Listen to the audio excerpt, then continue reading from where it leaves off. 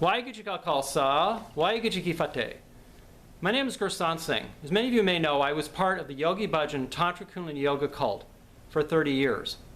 Now, after discovering true Sikhi in 2009, when I read a very good book by a Gursikh, Dr. Shaloshan Singh, this puts me in a very good position to understand and to talk about this well-publicized lie that Yogi Bhajan and now 3HO, his organizations, are putting out there, that Tantric and Kundalini Yoga are part of Sikhi, that Kundalini and Tantric Yoga were taught by the Sikh Gurus, is a complete lie. And I want to put this completely to rest right now in this video. It is very disturbing that I see how 3HO is continuing this lie. I see innocent yoga students out there thinking that Kundalini Yoga and Tantric Yoga were taught by the Sikh Gurus. This couldn't be farther from the truth. Now, I recently applied to attend this Journey into the Heart of Sikh Dharma, a teleclass by the 3HO people. And they immediately sent me back my money. Now, no doubt, they didn't want me to talk about Yogi Bhajan's lies when I was in this teleclass, which I told them. I said, I want to talk about this new article that is out there from the Sikh Free Press, which is titled, American Yogis Distort Sikh Scriptures. And for all those that haven't read this article, it is very, very good and really gets to the heart of this whole matter of the lies that Yogi Bhajan propagated, that Kundalini Yoga had some part in the Sikh Guru's teachings, or that it was the lineage of Kundalini Yoga had Guru Ramdas as part of it. This is, like I said, a complete lie. Now, I want to play for you a lecture, part of a lecture, where Yogi Bhajan talks specifically about these points. Listen very carefully to this, and I will point out to you where he's essentially lying. There's just no two ways about it.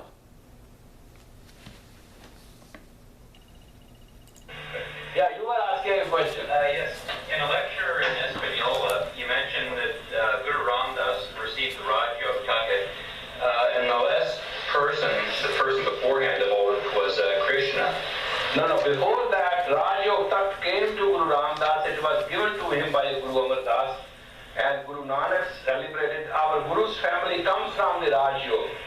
Could you give a brief history and explain what the institution Ask this being called. It is how is it? She couldn't figure out anything. Now, listen to that. This student who's asking some good questions, this was in a lecture around 1980s or so, the early 1980s. And this student of Yogi Bhajan's is asking a really good question about these lineages of Kundalini Yoga. And Yogi Bhajan puts it off, and he says, ask this Jaspirkar. And he says, you can just barely hear it there, she couldn't find anything. And the Yogi Bhajan, of course, how he is, just interjects and puts him off. Just listen.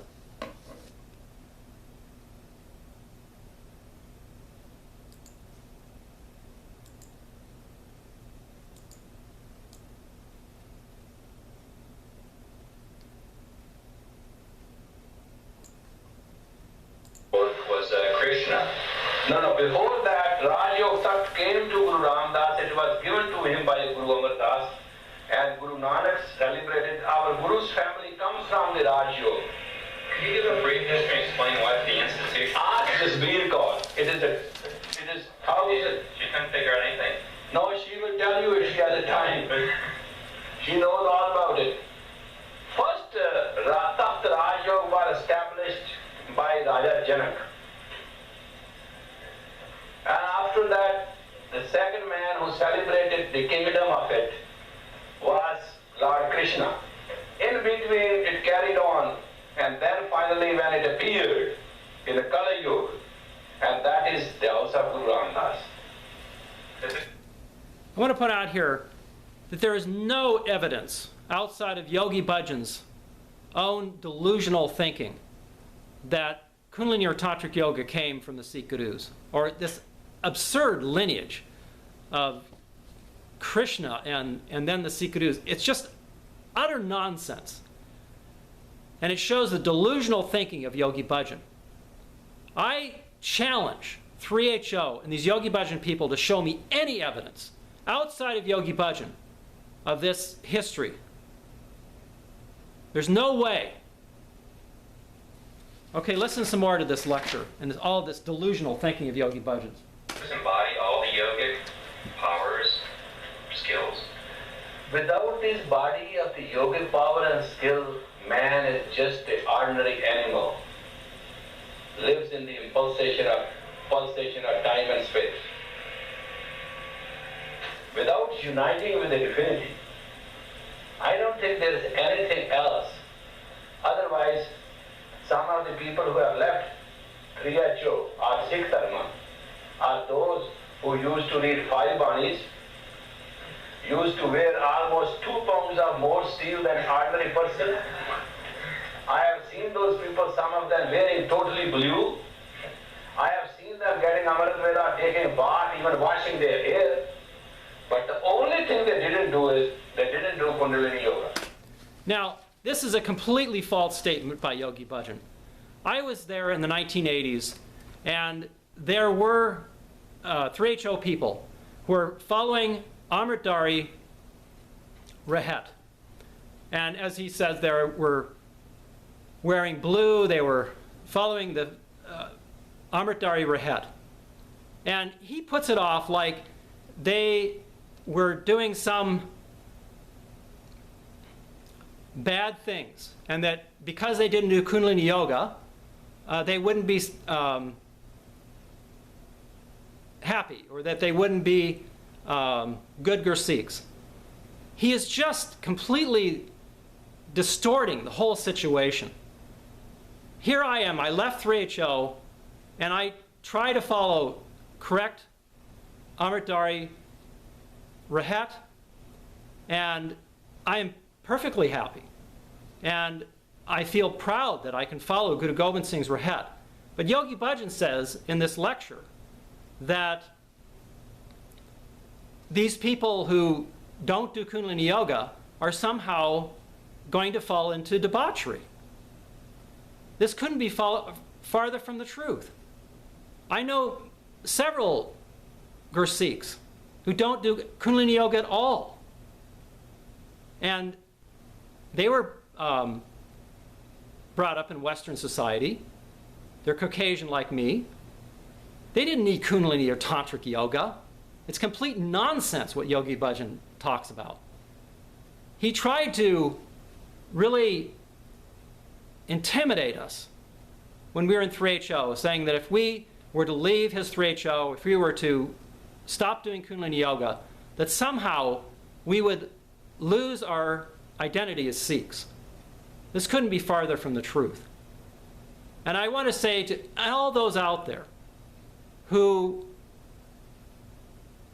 are doing Kundalini Yoga and think that that is part of Sikhi and that they need this in order to be Sikhs, you don't need it. You don't need Kundalini Yoga. It's a complete lie that Yogi Bhajan propagated. So let's finish listening to this lecture. And all of you who have left are suffering one way or the other. Couldn't be farther from the truth. He says all those that have left are going to be suffering some way or another. I'm not suffering. Anshuman Vikram Singh, Meredith, who left 20 years ago from 3HO and was part of Yogi Bhajan's group. He's not suffering. These are all people that are now trying to follow the Sikh Rehet and have not been doing Yogi Bhajan's Kundalini or Tantric Yoga. So Yogi Bhajan completely distorts, tries to intimidate people to keep them in his 3H organization, in his cult, and around his control. Because playing a tune on a guitar, which is not totally tuned, you are not going to get music. You know, it's a simple endure, a honest endure, and honest tool or technology to make ourselves who we want to be. That's why we emphasize on Kundalini Yoga, not that, you know, it is. Okay, so here's another part of the lecture here, or this is like an informal talk really, where Yogi Bhajan talks about this lineage of Guru Ramdas, complete nonsense, teaching Kundalini Yoga.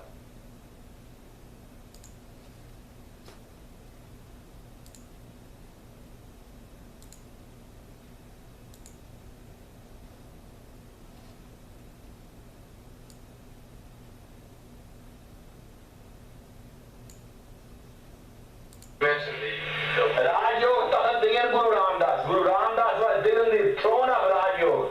Who's going to practice? Indians don't practice. We are the only one who practice. That's why we carry Harmandir in our heart. Till we build it or occupy it. Either way. Yeah. First song we said, oh, take care, hold of your golden temple. Remember? Huh? Guru Singh wrote that. How can you forget things? They're all history. Yeah. When you were talking about the lineage of Raj, Dr. Raj Yog. Dr. Raj Yog, you mentioned Krishna was the second, and then Ask just be to take it out, or ask Paisa. This is pretty spiritual matter. you said the same lineage for the Mahan Tantric.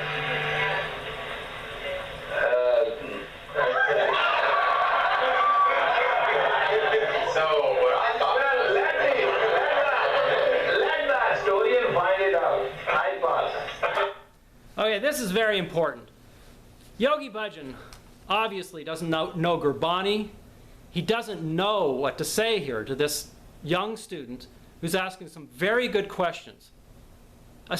Eventually, he just says, oh, I pass. It's just really disturbing how people follow this Yogi Bhajan just because he may have been charismatic, he may have been funny, and he may have actually been trying to support some of their New Age issues. But essentially, Yogi Bhajan was an idiot. He didn't know what he was talking about. And he lied to us about these lineages and histories of Kundalini Yoga and Tantric Yoga. Now, why would you say that it matters? Many people ask me that. Well, this is why it matters. Because if you attach your practices and you do these practices, that's where your energy, that's where your being, your soul will be attached to. This Kundalini and Tantric Yoga, which is essentially outside of Sikhi. It's not part of the Sikh teachings of the Sikh Gurus. And the Sikh Gurus did not teach Kundalini and Tantric Yoga for a reason. There were even rahets, or code of conducts, that were strictly against the practice of Tantric Yoga among the Sikhs. This is a fact. So don't let Yogi Bhajan's people fool you. I talked earlier about how this Gursikh, Dr. Trilochan Singh, wrote this book, and it really influenced me. 2009, I started reading this book. It's called Sikhism and Tantric Yoga. And Dr. Trilochan Singh really gives the truth about Yogi Bhajan. He spent months with Yogi Bhajan, and he is a scholar. This Dr. Trilochan Singh is a scholar and historian of Sikh teachings and the Sikh Gurus. Now, he tells in this book specifically how Yogi Bhajan distorts and twists Gurbani, that's the Sikh scriptures, to fit his tantric and kundalini yoga agenda so that he can draw these young students, these young Westerners, into his false kundalini and tantric yoga. Now, I want to read for you just a section of Dr. Khalsa Singh's book. And this is a chapter where Dr. Khalsa Singh explains below how Yogi Bhajan mistranslated Gurbani in order to fit Yogi Bhajan's tantric and kundalini yoga asanas and kriyas. Misrepresentation of the Sikh ideal of Raj Yoga, political and spiritual sovereignty. Patanjali's yoga has been called Raja Yoga, kingly or royal yoga, by Vivekananda and other great savants. Later on, every school of yoga started applying this term to their own school of yoga. So in yoga literature, this term simply means royal yoga, or the chief and outstanding yoga. Yogi Bhajan applies it to his own brand of yoga. Sikhism is not a school of yoga, and as we have seen, it is highly critical of many yoga systems, and positively the antithesis of tantric yoga. But Yogi Bhajan's theorists, who are expert in distorting scriptures and translations, employ the same trick on the interpretation of Raja Yoga also. Now, Premka Kaur was one of Yogi Bhajan's lead secretaries, and she did a lot of these translations at the bequest of Yogi Bhajan. She ran everything through Yogi Bhajan. Premka Kaur's distorted version, Raj Yoga Takatadian Guru Ramdas, the throne of Raja Yoga was given to Guru Ramdas forever. Manmohan Singh's correct translation, Guru Amardas has blessed Guru Ramdas with a secular and spiritual throne. These are Dr. Khalsa Singh's comments. Premka Kaur has again taken illegal steps to attribute to Manmohan Singh her own translation with a motive that is quite clear. The complete text and translation of the verse states that first it was Nanak Chand who brought to the world light and wisdom, and then he gave his sovereign powers and wealth to Angad, who gave them to Amardas, who gave this throne, Gadi or Raja Yoga, Midipiti, to Guru Ramdas. So it's not that Gurbani is talking about some yoga kriyas or asanas that Guru Ramdas was the head of or that taught. Gurbani is merely saying that Guru Ramdas is the head of the secular throne. Premka Kaur's distorted version, Guru Arjan, thou knowest the essence of Raja Yoga. Manmohan Singh's correct version, says Kali the bard, thou, O Guru Arjan Dev, knowest the relish of both the secular and spiritual sovereignties.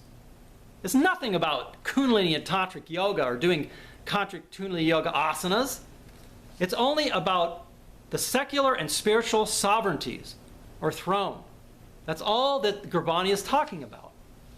Author's comment, Dr. Shaloshin's comment, God alone knows what will happen to Manmohan Singh's translation of the Adi Granth if Premka Kaur and other 3HO writers misuse and mishandle it as they have done here.